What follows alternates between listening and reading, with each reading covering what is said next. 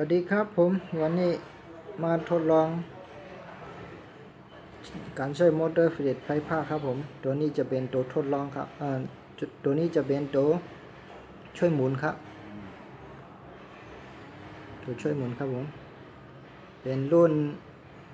3 เวิร์คครับหมุนเร็วมากครับตัวนี้เป็นรุ่น12 เวิร์คครับตัวนี้เป็นรุ่น9 เวิร์คครับ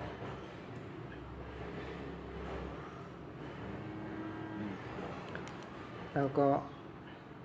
เรามาลองดูกันครับตัวช่วยหมุนนี้จะ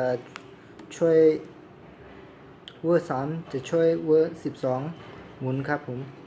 แล้วก็เวอร์12นี้จะช่วยผลิตไฟฟ้าแล้วก็ตัวนี้จะแสดงผลครับตัวนี้ยังไม่หมุนครับ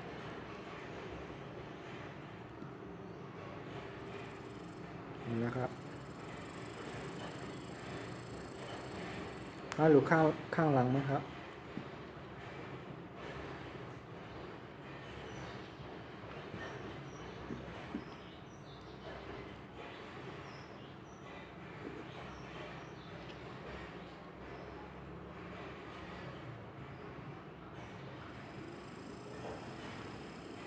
ถ้าเอาโหสองนี่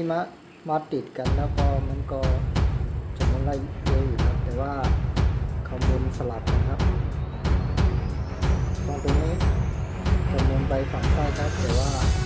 ตัวที่แสดงผลนี้มันจะหมุนมาฝั่ง